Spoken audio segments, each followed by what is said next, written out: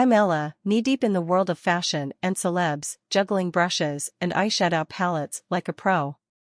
My life's a whirlwind of glitz, but underneath the foundation and the flash, I'm just a girl who stumbled into love when I least expected it. It was one of those rare nights off. I almost skipped the bash at Jenna's, thinking about crashing on my couch with some takeout. But fate had other plans. That's where I met Daniel. He was no movie star, but man, did he have that charm. First thing he said to me? "Wow, do they serve drinks here, or do I gotta flirt with you to get one?" I laughed, despite myself.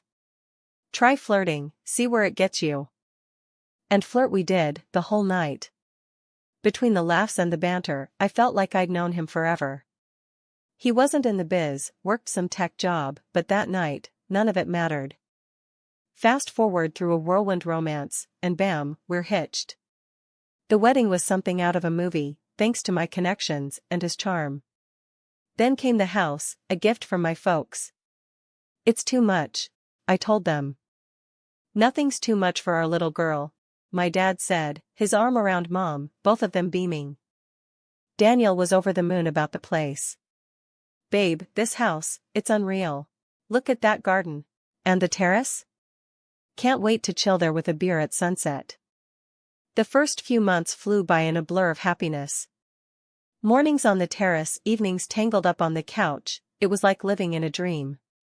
"I could get used to this," Daniel whispered one night, kissing my forehead. "Better not get too used to it.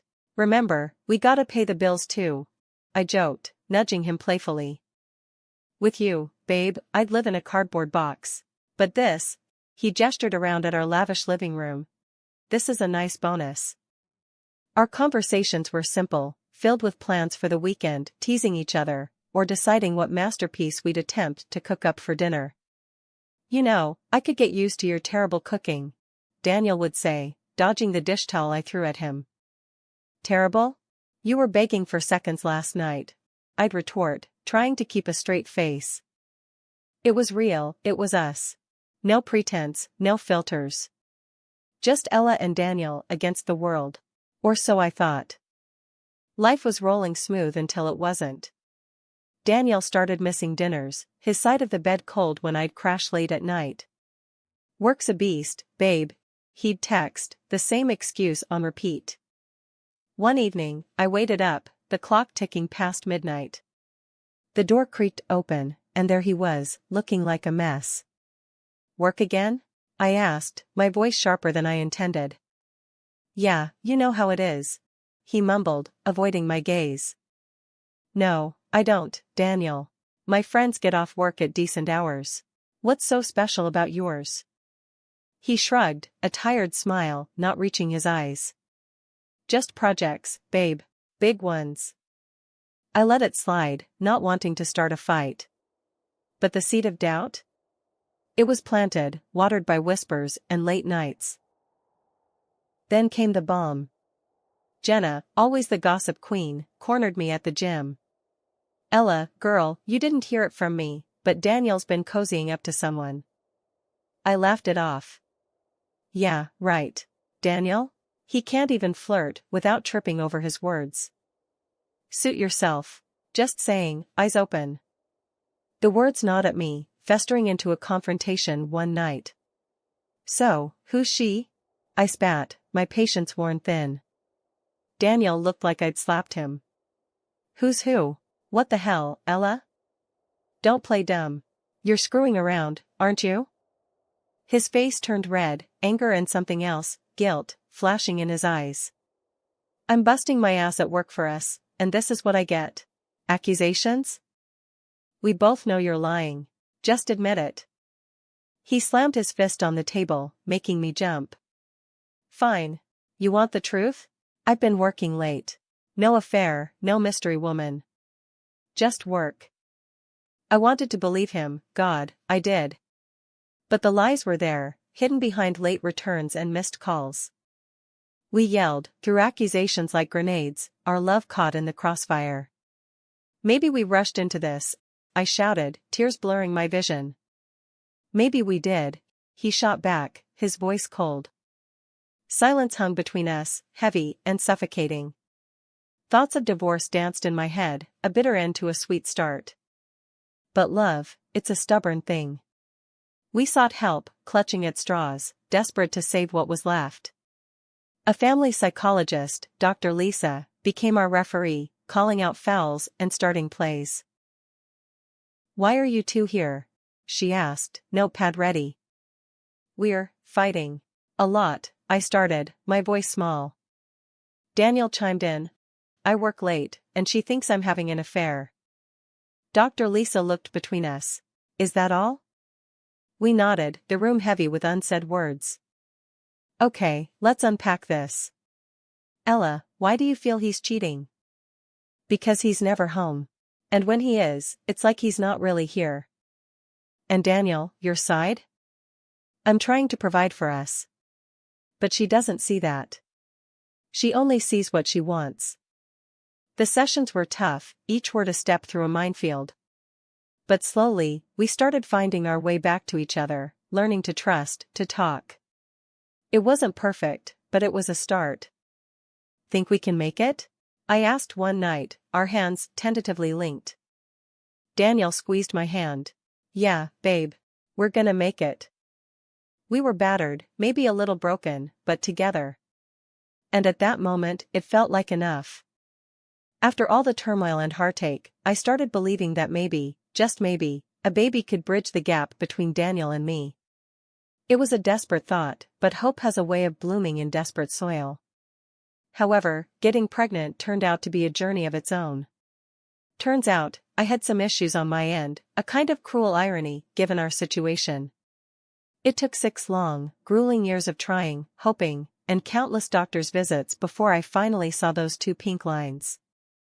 I was over the moon, filled with a happiness so intense it was almost terrifying. This baby, our baby, was a symbol of hope, a testament to perseverance. I couldn't wait to tell Daniel, imagining his joy mirroring mine. But when I shared the news, his reaction was like a splash of cold water on my face. "Oh, that's great," he said, his voice flat, his smile forced. It was as if I'd told him the weather forecast, not that we were going to be parents. I couldn't hide my disappointment. "Great? You don't seem excited," I accused, feeling my own excitement dim. Daniel sighed, running a hand through his hair. "I am, Ella. It's just a lot to take in, you know? I mean, a kid? We're going to be parents?" "Yeah, I know. It's scary, but it's also amazing, isn't it?" I tried to find the enthusiasm in his eyes, but found none. He nodded, forcing a smile. "Yeah, amazing." The conversation felt like hitting a brick wall. I'd imagined this moment differently in my head. Dreamed of it, even. But reality has a funny way of knocking you down a peg or two. Despite the awkward start, I clung to the hope that a baby would bring us even closer, seal the cracks that had formed in our marriage. "We need to think about the future, Daniel. For our baby," I said, hoping to ignite some spark of excitement in him. He agreed, though his enthusiasm felt as forced as his smile. "Of course. We'll figure it out. We always do." As the weeks passed, my belly grew, but the distance between us remained. Daniel tried, I could see that. He'd come home earlier, ask about my appointments, and even painted the nursery without complaint. But something was off. It was like he was going through the motions, doing what he thought was expected of him, not what he wanted. And then our miracle was born, and I was not up to it. Life with a newborn should have been about diaper changes, midnight feedings, and those quiet moments of wonder watching your baby sleep. Instead, it felt like I was living with a ghost. The whole cycle started again, like a bad rerun of a show you hated but couldn't stop watching. Daniel turned back into the man I feared would reappear. His promises to change, to be present, felt like empty words, vanishing into thin air the moment they were spoken. Late nights at work became his new norm, each excuse more elaborate than the last. First, once a week, then almost every day. "Work's crazy, babe. You know how it is," he'd say, his voice a rehearsed tape I'd played too many times in my head. One night, as I rocked our son to sleep, I heard the front door creak open. It was late, way past when normal people finish work. I waited for Daniel to come upstairs, to sneak a peek at his sleeping son or even attempt a whispered apology for missing yet another bedtime. But there was nothing. Just the soft snuffle of our baby and the distant sound of the TV flicking on downstairs. I couldn't stand it. Wrapping our son a little tighter in his blanket, I made my way downstairs, ready for a confrontation. I found Daniel sprawled on the couch, eyes glued to some late-night show. "Really, Daniel? Another late night? This is becoming a habit," I said, trying to keep my voice steady, not wanting to wake the baby. He glanced at me, irritation flickering across his face. "What do you want me to say, Ella? That I'm out partying? I'm working, for God's sake." "Working? Or avoiding us?" The words spilled out, bitter and sharp. Daniel stood up, his expression hard. "You think I don't want to be here? With my son?" There was a challenge in his voice, but it didn't reach his eyes. "I don't know what to think anymore, Daniel. You're never here. And when you are, you're not really with us." My voice broke, a mix of anger and desperation. He sighed, running a hand through his hair. "I'm trying, Ella. You think I don't know I'm screwing up? But what do you want from me?" "I want you to be a father, to be present. Not just a guest in your own home." I was shouting now, the frustration of the past weeks, months, boiling over. Daniel looked away, the fight going out of him. "I'm sorry. I'll try harder, I promise." Promises. We'd had plenty of those. Yet, as I looked into his face, searching for something, anything, to cling to, I realized I wanted to believe him. For our son, for us, I had to believe him. "Okay," I whispered, more to myself than to him. "But we can't keep going like this. We need to make some changes." 2 more months have passed, and Daniel's work has not gone away. His promises to change, to be present, felt like empty words, vanishing into thin air the moment they were spoken. Late nights at work became his new norm, each excuse more elaborate than the last. One night, I couldn't stand the silence, the doubt eating away at me. I confronted him, my voice laced with a tiredness that went beyond sleepless nights with a newborn. "Are you seeing someone else, Daniel?" His reaction was swift, a mix of anger and indignation that felt too rehearsed. "What? No. How can you even say that? I'm working my ass off for this family." His denial was strong, his gaze steady, but so was the pit in my stomach, growing with every word he said. I wanted to believe him, to wipe the slate clean and start fresh, but history and intuition screamed a warning I couldn't ignore. I nodded, a brittle smile plastered on my face. "Okay, I believe you." The words tasted like ash. I was lying to him, to myself. Pretending to trust when every fiber of my being screamed that I was being played for a fool, again. The day everything came crashing down started like any other, except for a message that popped up on my social media. A message from a woman I didn't know, claiming she was Daniel's lover. My first reaction was disbelief, a cold laugh escaping me as I thought, this has to be some sick joke. But curiosity, that gnawing worm, drove me to her profile, and that's when the floor fell out from under me. Pictures of her and Daniel, looking cozy and way too familiar, smiles that I hadn't seen directed at me in months. And the kids, 3 little faces that bore an unsettling resemblance to the man I called my husband. My heart wasn't just broken, it was obliterated. I didn't confront him over the phone or blast him with angry texts. No, I waited. I waited with a storm brewing inside me, the photos burning a hole through my phone. When he walked through the door that night, the air was thick with my rage, a silent tension that made him pause. "Ella? What's wrong?" Daniel asked, already on edge as he saw the look on my face.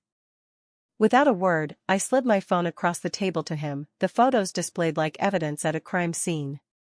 His face went white, his eyes flicking between the screen and me, searching for an explanation where there was none. "These? Ella, I can explain," he started, the words choking in his throat as he tried to piece together a defense out of lies. Explain? Explain what, Daniel? How you have another family? How you lied to us every day? My voice was sharp, a blade honed by betrayal. He attempted to touch the phone, perhaps to delete the evidence or simply out of a reflex to hide his guilt. It's not like that. It's complicated. Complicated? I laughed, a sound devoid of any humor. I think it's pretty simple. You cheated. You lied. You led a double life at the expense of our family. What's complicated about that? Daniel's face was a mask of desperation, the reality of his choices finally hitting him. Ella, please. I made a mistake. I can fix this. Fix this? How, Daniel? By pretending those kids don't exist? By erasing what you did? The absurdity of it all fueled my anger. I don't know. But I want to make things right. His voice was barely a whisper, a plea for a mercy he didn't deserve. Right? There's no right here, Daniel.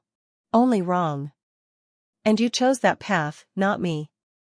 My voice was steady now, the decision clear in my heart. He opened his mouth to say something else, maybe another excuse or a promise he couldn't keep, but I was done. I want you out, Daniel. Out of this house. Out of our lives.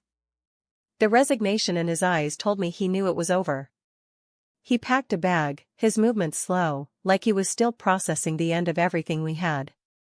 As he stood at the door, a pathetic figure clutching a duffel bag of lies, he looked back at me.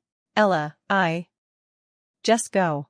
My interruption was final, the closing of a book I never wanted to read again. And with that, he left, the silence of the house a heavy blanket around me. It was over, the end of a chapter one never saw coming. But in that moment, I knew it was just the beginning of something else for me. A few days later, there was a pounding at the door, so fierce it made me jump. I barely had time to react before she barged in, the woman from the photos, with Daniel cowering behind her like a child caught stealing candy. She wasted no time, strutting through my home like she owned the place, eyeing every room with a calculating gaze. Daniel wouldn't meet my eye, his shame a tangible thing that filled the room even more than his mistress's arrogance. Finally, she turned to me, her eyes cold. You need to leave. Take your kid and go. A tiny apartment should be enough for the two of you.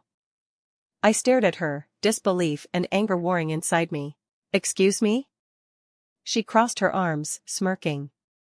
You heard me. I have 3 kids with him. We need this house more than you do. I glanced at Daniel, expecting him to say something, anything. But he remained silent, a spectator in his own life's destruction. And you'll be leaving by next week, she added, as if announcing a change in the weather, not uprooting my entire life. As they left, Daniel not daring to say a word, the absurdity and audacity of the situation sank in. The woman who helped break my marriage now wanted to take my home, too. It was surreal, like a bad dream I couldn't wake up from. A week had dragged by, and as promised, the doorbell rang with an urgency that only someone deluded enough to think they owned the place would have. Opening the door, I found them, the unlikely duo, Daniel's mistress, oozing false confidence, and Daniel, looking like a man who'd lost at his own game. You're still here? The mistress spat out, her eyes darting around, taking in the unchanged scene within. Why wouldn't I be? It's my house. I shot back, leaning against the doorway, finding strength in my stance. Her eyes flickered to Daniel, seeking some kind of affirmation. He, with a shrug that carried the weight of his lies, managed to mumble. We bought this house together after the wedding. It's as much mine as it is yours. I couldn't help but laugh. It was either that or scream. Bought? My parents gifted this house to me. Your name's nowhere on it. It's mine, always has been. The shock on his face was almost comical. The mistress, too, looked as if I'd slapped her with the truth. But, the house? No buts. It's mine. And him. I gestured towards Daniel with a disdainful flick of my wrist. Thinking he could lay claim to it is laughable. She tried a different tactic then, her pride bruised, but not beaten. Well, you may have the house, but I have him. A rich man with a hefty salary. I burst out laughing. The absurdity of the situation demanded it. Rich? Hefty salary? He's been playing you. He's a clerk, always has been. There's no wealth there. She turned to Daniel, her face a mask of disbelief and anger. Is this true? Daniel, the color draining from his face, nodded, his earlier bravado evaporating into thin air. I might have exaggerated a bit about my job. A bit? The fury in her voice was a clear warning signal. She turned her wrath towards me, as if I were the one who'd lied to her. Without another word, she stormed off, Daniel trailing behind her like a lost puppy, his shoulders slumped in defeat. 2 weeks after I kicked Daniel out and stood my ground against his mistress's absurd claim to my house, I took the next logical step. I filed for divorce. It was time to officially sever the ties that bound me to a man who'd become a stranger, a source of betrayal and pain. I wanted freedom, a clean slate for me and my son. Just when I thought I could catch a breath, she was back on my doorstep, the mistress, her desperation palpable, 3 kids in tow looking every bit as miserable as she was. Please, she started, her eyes brimming with tears. You have to help us.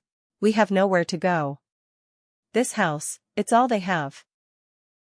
I stared at her, incredulous. Was she serious? After everything, she had the gall to show up here, demanding my home? The audacity, I muttered under my breath. Listen, and listen good. This house is mine. You and Daniel made your bed. Now, lie in it. Somewhere else. Her tears quickly evaporated, replaced by a scorching anger. How can you be so heartless? Look at them. She pushed the kids forward, their tears starting on cue. I sighed, my heart heavy for the kids, but my resolve steel. This isn't my doing. It's yours. It's his. You need to leave. Now. When she didn't budge, just stood there screaming accusations and curses, I had no choice. I called the police. The situation was beyond ridiculous, beyond sad. It was a circus, and I was done being a spectator. The officers arrived swiftly, their presence a relief. They tried to reason with her, but she was beyond reason, her tirade against me escalating. Eventually, they escorted her and the children away. The sight of them being led from my doorstep was both a relief and a pang in my heart. Those kids deserved better. Just when I thought I had started to turn the page, Daniel showed up again, knocking on my door with a look that was half regret, half desperation. I opened the door, not surprised but disappointed to see him standing there, a bag in his hand, his eyes pleading. Ella, I messed up. I know that. But I've left her, left all that behind. I want to come back, for you, for our son. Can you forgive me? His voice was shaky, his usual confidence nowhere to be seen. I stared at him, disbelief and anger swirling inside me. After everything, he thought he could just waltz back in? Forgive you? My voice was low, laced with venom. After you lied, cheated, and broke our family? You think you can just drop them and everything's fine? He shifted uncomfortably, his eyes not meeting mine. I know I don't deserve it, but I want to make things right. Make things right? I laughed, harsh and cold. You're beyond making things right, Daniel. You made your choice. Now, live with it. His face fell, and for a moment, I almost felt sorry for him. Almost. Ella, please. No. It's too late for pleases and sorries. You need to leave. Now. My voice was firm, brooking no argument. He looked at me, the realization finally dawning on him that there was no going back, no forgiveness to be had. With a heavy sigh, he turned and walked away, his shoulders slumped in defeat. As he disappeared from view, a part of me felt lighter. It was finally over. I was free from the web of lies and betrayal Daniel had spun around us. In the weeks that followed, I heard through the grapevine that Daniel and his mistress were crammed into a small apartment, their lives a constant battle, a far cry from the illusions he'd tried to sell to both of us. It was a fitting end, I thought, to a tale of deceit. As for me, I focused on my son, on rebuilding our lives without the shadow of Daniel hanging over us. We were moving on, stepping into a future that was uncertain, but ours to shape. The road ahead was long, but for the first time in a long time, I felt hopeful. We had survived the storm, and now, it was time to enjoy the calm,